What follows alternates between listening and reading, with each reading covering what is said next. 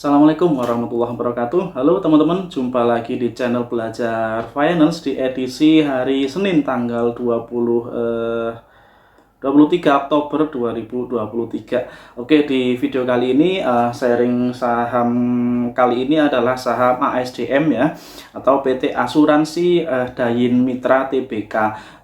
Laporan keuangannya sudah dirilis teman-teman ya untuk kuartal 3, dirilis tertanggal hari ini kalau di websitenya Bursa Efek ya, atau di website idx.co.id. Nah, seperti bisa dilihat teman-teman, tanggal 23 Oktober ya, jam 4 sore tadi di postingnya. Oke, kita akan lihat ya seperti apa isi dari laporan keuangan yang mencerminkan kinerja perusahaan dari ASDM ini teman-teman. Oke, kita lihat. Oke, laporan dinyatakan dalam ribuan rupiah ya. Kita lihat pembulatan dilakukan dalam ribuan dan mata uangnya rupiah.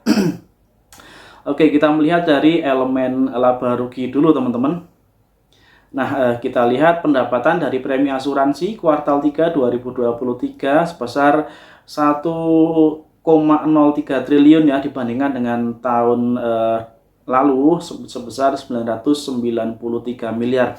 Jadi ada kenaikan dari sisi pendapatan.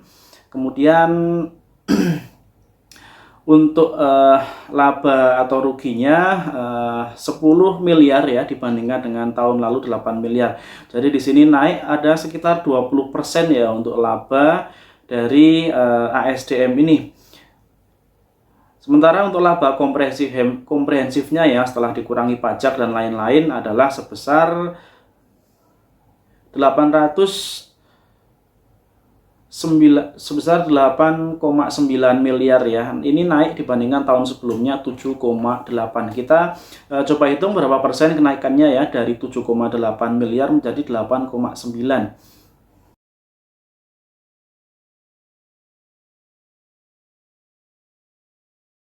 Nah, kenaikannya 14% ya untuk laba bersih antara kuartal 3 tahun lalu dibandingkan dengan tahun ini. Meningkat 14% untuk kinerja laba bersih dari ASDM ini. Cukup bagus ya, peningkatannya sudah double digit, sudah belasan persen. Kemudian secara laba per lembar sahamnya 54 ya, naik dibandingkan tahun sebelumnya 43. Sementara kita lihat neracanya teman-teman ya.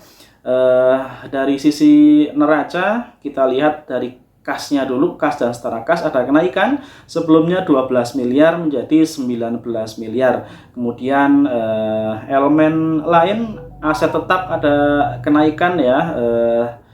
Kemudian ekuitasnya coba kita lihat. Liabilitas dulu teman-teman, liabilitas ada kenaikan, tadinya 523 miliar menjadi 765.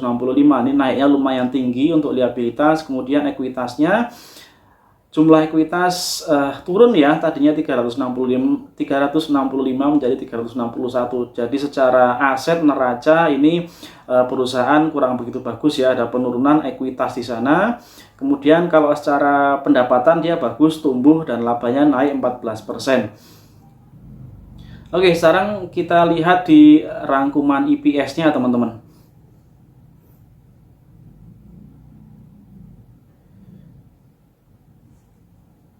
EPS di kuartal 3 9 ya, dibandingkan kuartal 3 tahun sebelumnya 6, dan secara total 3 kuartal pertama kalau disetahunkan akan menjadi 72 dibandingkan dengan tahun sebelumnya 97.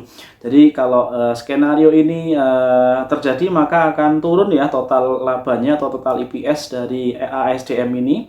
Kalau di kuartal 3 pertama coba kita hitung ya, totalnya kuartal 3 kuartal pertama 2023 totalnya adalah 18 tambah 28 46 ya, ditambah 9 artinya 55 ya, dibandingkan dengan periode yang sama tahun kemarin. 12 ditambah 25 ya, 37 ditambah 6 43 ya, 43 dibandingkan dengan 55. Jadi secara year on year sebetulnya kinerja laba dari ASDM meningkat ya secara EPS total. Jadi sesuai dengan kenaikan laba bersih tadi yang meningkat sebesar 14%. Kemudian kita lihat dulu profilnya untuk ASDM ya. Listingnya sudah lama, tahun 89. Kemudian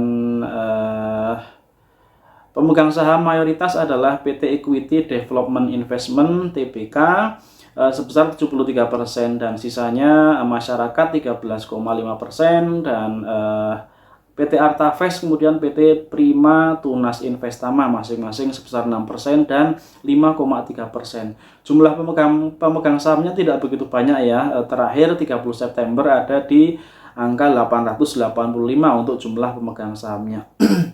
Kemudian market cap-nya adalah sebesar 184 miliar. Ini market cap yang terbilang kecil ya, sangat jauh, bahkan dari nilai 1 triliun dia masih sangat jauh di bawahnya. Dari segi valuasi, PBV-nya ada di angka 0,5 kali, kemudian PI rasionya di angka 13,2 kali. Cukup murah ya kalau secara PBV, dan PI juga masih oke.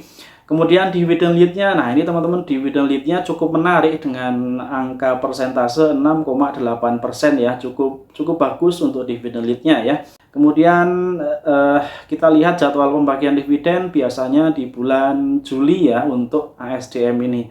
Dan dengan yield segitu, payout rasionya adalah sebesar sekitar 68%. Dan perusahaan rutin membagikan dividen sejak paling tidak sejak 5 tahun terakhir dia rutin membagikan dividen ya. Kemudian kita coba lihat pergerakan harganya teman-teman untuk ASDM. Kita tahu ada kabar bahwa ASDM ini akan melakukan stock split ya. Dan ternyata setelah kabar itu muncul, sahamnya langsung naik 15% ya. Coba kita lihat di analitik. Nah, di tanggal 13 Oktober sahamnya sempat naik sangat tinggi 15,43%, dan kemudian sempat turunnya juga banyak, minus 9%, lalu naik lagi 6,6%. Kemudian turun 1,4, 2,9 dan 4,5%. Lalu di hari Senin ini tanggal 23 Oktober naik tipis 0,5% dengan nilai transaksi mencapai 2,3 juta ya. Hanya 2,3 juta rupiah. Jadi memang transaksi harian dari ASDM ini kecil ya. Di kisaran bahkan 3 juta, 12 juta, lalu 90 juta. Dan di saat naik tinggi 15% tadi, transaksinya adalah hanya senilai 113 juta. Jadi memang saham ini tidak begitu liquid ya teman-teman ya. Mohon diperhatikan untuk teman-teman yang mungkin sedang mengincar ASDM. Patut diperhatikan bahwa saham ini bisa dikatakan tidak liquid. Transaksi hariannya hanya kisaran jutaan saja ya. Bahkan tidak jarang masih di bawah 10 juta transaksi hariannya. Lalu coba kita lihat secara pergerakan harganya, sempat naik tinggi ya, seperti yang baru saja kita bahas di tanggal 13 Oktober kemarin ya, naik mencapai harga tertingginya di 1085. Oke, nah ini dia teman-teman untuk grafik pergerakan harga dari ASDM ya.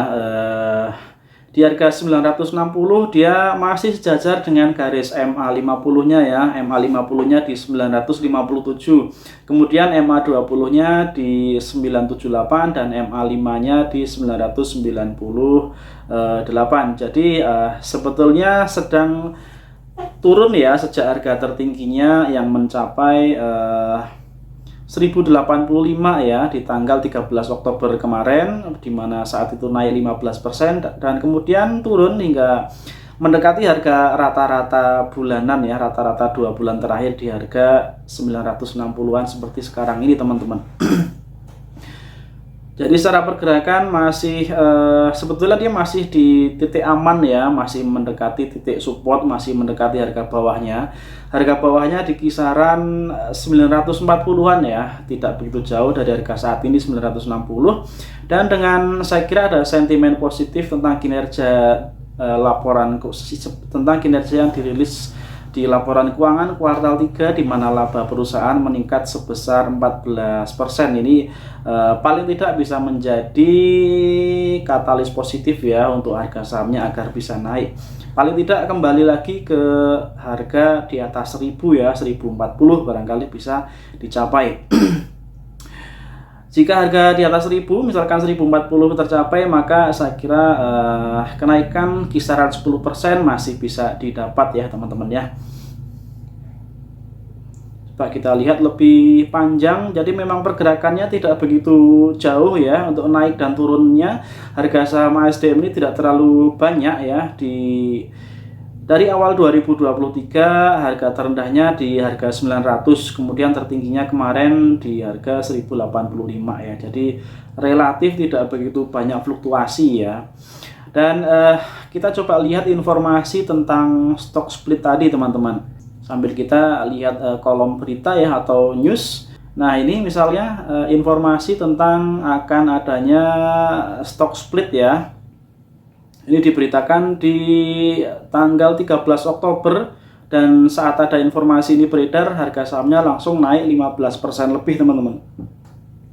Stock split sendiri direncanakan akan dilakukan dengan perbandingan 1:2 ya. Artinya kalau harga saham saat ini misalkan 1000, nanti di stock split 1:2 menjadi harga nominal per lembar sahamnya menjadi 500 ya. Menjadi 2 saham dengan masing-masing Rp500. Nah, stock split sendiri direncanakan akan dilakukan setelah perusahaan melakukan RUPS ya dan mendapatkan persetujuan tentang corporate action tersebut, di mana RUPS masih akan digelar pada 21 November ya, bulan depan ya. Itu tentang informasi stock split dari ASDM. Kemudian kinerjanya sudah dari laporan keuangan ya, pergerakan harganya seperti itu. Jadi ya barangkali ada katalis positif tentang saham ASDM dari kinerjanya yang positif ya.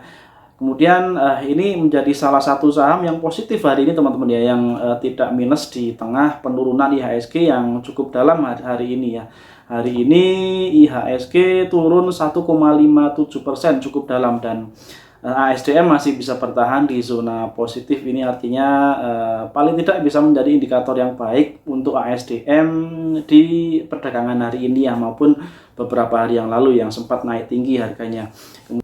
Oke, sementara kalau kita lihat dari analisis PE band teman-teman ya, dari PE rasio rata-rata 3 tahun terakhir ada di skor 8,4, sementara current PE rasionya ada di 8,86. Jadi secara valuasi kita menggunakan metode PE band, ini harganya sudah mendekati harga wajarnya ya. Jadi tidak begitu spesial kalau kita melihat dari valuasi menggunakan PE band ya. Sementara kalau kita menggunakan analisis seasonality atau kecenderungan harga suatu saham dari bulan ke bulan ya, kita melihat untuk ASDM ini kecenderungan di bulan Oktober misalkan ya. Nah, Oktober rata-rata atau kebiasaannya berdasarkan data historis dia naik ya, hijau. Rata-ratanya naik 1,7%. Kemudian di bulan November dia naik rata-rata 3%.